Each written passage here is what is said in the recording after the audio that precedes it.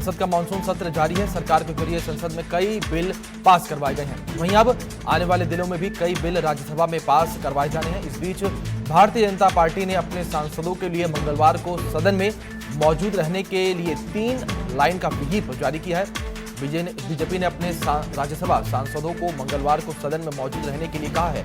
इसके लिए बीजेपी ने अपने सांसदों को उच्च सदन में मौजूद रहने और सरकार के रुख का समर्थन करने का निर्देश देते हुए 3 लाइन का व्हिप जारी किया है। राज्यसभा के सभी 8 निलंबित सांसदों ने अपना धरना प्रदर्शन खत्म कर दिया है।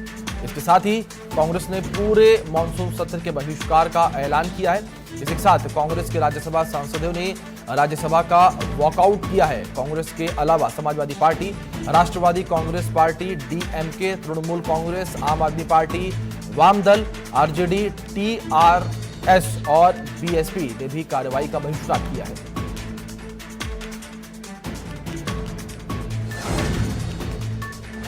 निलंबित सांसद रात भर संसद परिसर में जमे रहे। गांधी मूर्ति के पास इनका धरना चलता रहा।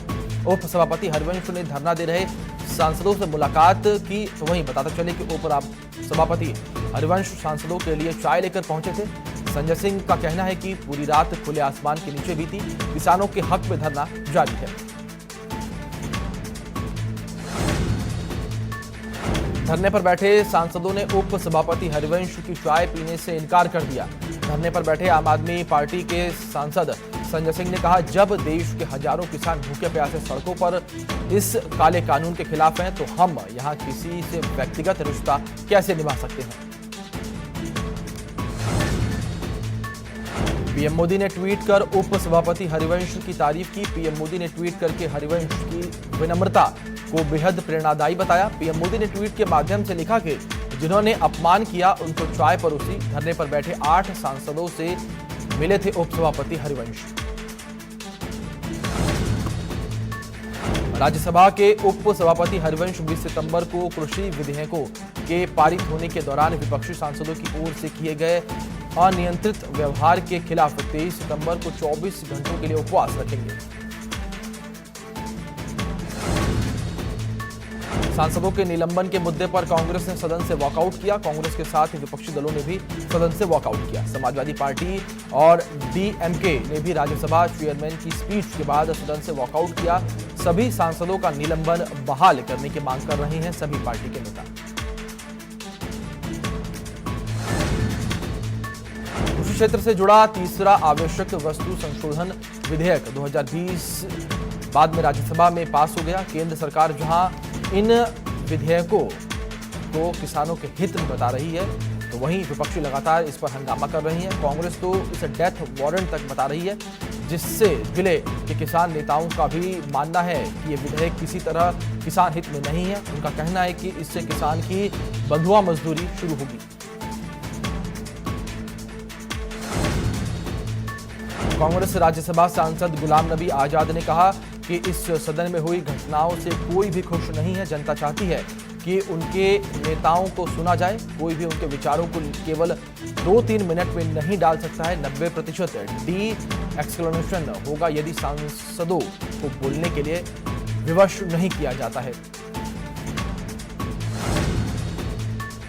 8 सांसदों के निलंबन पर सियासत तेज हो गई है। समाजवादी पार्टी ने पूरे मानसून सत्र का बहिष्कार कर दिया है। राज्यसभा सांसद राम गोपाल यादव ने ऐलान करते हुए कहा कि मेरी माफी पर कोई रिस्पांस नहीं दिया गया, खुद को अपमानित महसूस कर रहा हूं।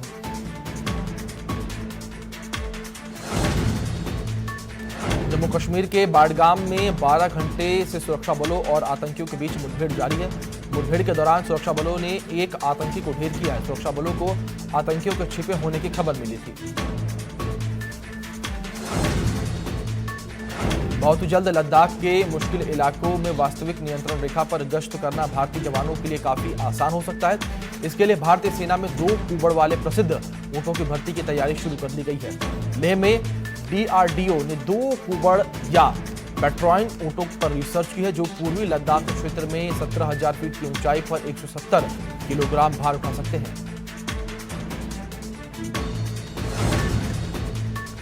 यूपी सरकार ने बड़ा फैसला लिया है कि यूपी में अब एक फिल्म सिटी बनाई जाएगी, जहां फिल्म बनाने के लिए सभी आधुनिक सुविधाओं की व्यवस्था होगी। इसके लिए यूपी सरकार की ओर से सौंदर्य रजनीकांत को बुलाया गया था और फिल्म सिटी बनाने के लिए सुझाव मांगे गए। यूपी सरकार के अधिकारी अवनीश अवस्थी ने इस मसले पर सौंदर्य रजनीकांत को चिट्ठी लिखी थी और चिट्ठी में कहा था कि यूपी सरकार फिल्म सिटी बनाने जा रही है, ऐसे में आपके द्वारा अगर सुझाव मिलेंगे तो वो काफी फायदेमंद साबित होंगे। फिल्म सिटी को लेकर सीएम योगी एक्टिव मोड में हैं। फिल्म सिटी निर्माण को लेकर आज अहम बैठक हुई। सीएम योगी 21 फिल्मी हस्तियों और नोएडा और ग्रेटर नोएडा अथॉरिटी के अधिकारियों के साथ बैठक कर रही हैं। 25 हस्तियों को भी मीटिंग से जुड़ने के लिए न्योता भेजा गया है। मीटिंग में अनूप जलोटा, उदित नारायण, कैलाश खेर, अशोक पंडित, मनोज मुर्तनशिर और राजू श्रीवास्तव जैसे कलाकार मौजूद हैं। तो वहीं वीडियो कॉन्फ्रेंसिंग के जरिए परेश रावल, अनुपम खेर, विवेक अग्निहोत्री, चंद्र प्रकाश द्विवेदी जुड़े हैं। इसके साथ ही साथ रजनीकांत की बेटी सौंदर्य भी बैठक में मौजूद है।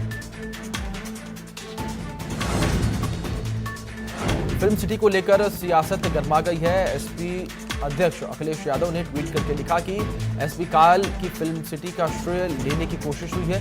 बीजेपी सरकार कैंची लेकर फीता काटने को तैयार खड़ी है। अब ना उनके अभिनेता का अभिनय काम आ रहा है, ना ही कोई डायलॉग। इसके साथ ही अखिलेश यादव ने लिखा कि उनकी फ्लॉप पिक्चर उतरने वाली है। प्रदेश की असली तस्वीर बनाने वालों की एडवांस बुकिंग हो गई है।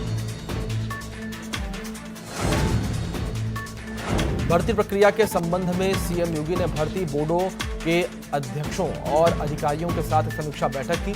सीएम योगी ने बैठक में भर्ती प्रक्रिया और तेजी से आगे बढ़ाए जाने के निर्देश दिए। इस दौरान सीएम ने कहा कि भर्ती प्रक्रिया पारदर्शिता और निष्पक्षता के साथ रिक्त पदों की भर्ती प्रक्रिया जल्द पूरी हो। इसके साथ ही सीएम योगी ने कहा कि युवाओं को रोजगार दिलाना हमारी प्राथमिकता है। चयन परीक्षाओं में कोविड-19 के प्रोटोकॉल का पालन हो। यूपी में शिक्षक के 31,661 पदों को भरने के खिलाफ सुप्रीम कोर्ट में चुनौती दी गई है। शिक्षा मित्रों की वकील रितु रेणुवाल ने याचिका दाखिल की है। दाखिल याचिका में यूपी सरकार के नोटिफिकेशन पर रोक लगाने की मांग की गई है। इसी के साथ बताते चले कि सीएम योगी ने एक हफ्ते में नियुक्ति के आदेश दिए थे। उत्तर प्रदेश के मुख्यमंत्री योगी आदित्यनाथ ने वीडियो कॉन्फ्रेंसिंग के जरिए वाराणसी मंडल के विकास कार्यों की विस्तार से समीक्षा की। 3 घंटे से अधिक चली समीक्षा बैठक में मुख्यमंत्री ने कहा कि वाराणसी सहित पूरे प्रदेश में गत 3.5 वर्ष में रिकॉर्ड विकास एवं सामाजिक सहायता के कार्य हुए हैं, जिसमें वाराणसी में माननीय प्रधानमंत्री नरेंद्र मोदी की विशेष रुचि एवं संदेश से केंद्र व राज्य सरकार के संयुक्त क्रियान्वयन से वृहद स्तर पर इंफ्रास्ट्रक्चर का विकास हुआ है। सीएम योगी शाम करीब 6 बजे वीडियो कॉन्फ्रेंसिंग के जरिए गोरखपुर मंडल की समीक्षा करेंगे। इस दौरान सीएम योगी कोरोना के हालातों की जानकारी लेंगे। बताया जा रहा है कि सीएम योगी जिले में पर्यटन स्थलों को खोलने के लिए निर्देश दे सकते हैं। समीक्षा बैठक में विधायक, सांसद, डीएम और पुलिस के आला अधिकारी वीडियो कॉन्फ्रेंसिंग के जरिए शामिल होंगे। कई अहम बदलावों के साथ यूपीपीसीएस मेंस की परीक्षा आज से शुरू हो गई।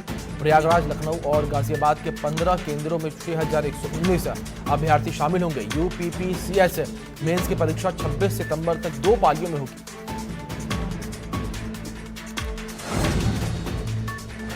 कोरोना संकट के बीच उत्तर प्रदेश में अंतर जनपदीय तबादले का लंबे समय से इंतजार कर रहे शिक्षकों के लिए अच्छी खबर है, क्योंकि योगी सरकार की ओर से शिक्षकों के अंतर जनपदीय तबादले की तारीखों का ऐलान कर दिया गया है। राज्य सरकार की ओर से यह सूची अगले महीने की 15 तारीख को जारी की जाएगी।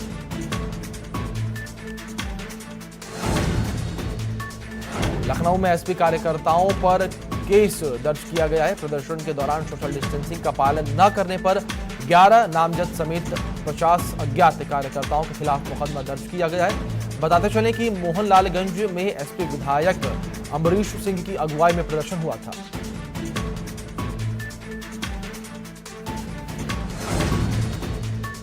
रामपुर में प्रदेश उपाध्यक्ष फैसल लाला खान के नेतृत्व में आप कार्यकर्ताओं ने कृषि बिल और बिजली विभाग के खिलाफ प्रदर्शन किया। आप कार्यकर्ताओं ने राष्ट्रपति और डीएम को अलग अलग ज्ञापन भेजे। आप कार्यकर्ताओं का कहना है कि केंद्र सरकार की नाकामियों के कारण देश की जीडीपी गिरी है। कृषि विधेयक बिल पास करके देश के अन्नदाता की कमर तोड़ी है।